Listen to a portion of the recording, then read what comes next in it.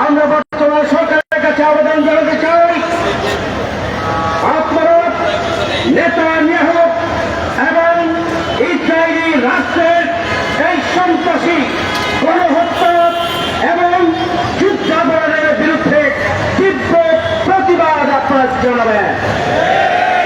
আপনাদের উচিত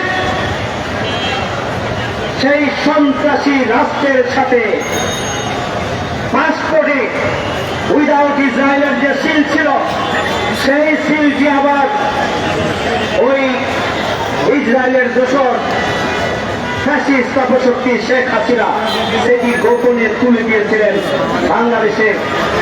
বাংলাদেশের পাসপোর্ট দিয়ে প্রয়োজনে গোপনে কেউ ইসরায়েলে যেতে পারত সেই সুযোগ করে দিয়েছিলেন। ধিক্কার জানাই, আমরা ধিক্কার জানাই শেখ হাসিনা ফ্যাসিস্ট অপশক্তিকে।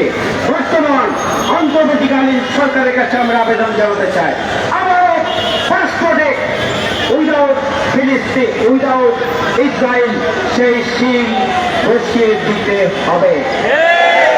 সংগ্রামী ভাই বন্ধুগণ, আমরা লক্ষ্য করছি বিভিন্ন রাষ্ট্রের পাসপোর্ট নিয়ে আমাদের দেশে ইসরায়েলের দোসররা এসে বাংলাদেশের রাজনীতিকে ভিন্ন দিকে নিয়ে যাওয়ার জন্য ফ্যাসিস্ট অপশক্তি আওয়ামী লীগের আমলে তারা বহুমুখী অপরাধমূলক সন্ত্রাসীমূলক কার্যক্রম চালানোর জন্য ষড়যন্ত্র করেছিল।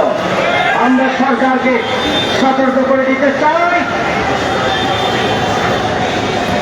আমরা সচেতন করতে চাই, ওই ফ্যাসিস্ট অপশক্তি যেভাবে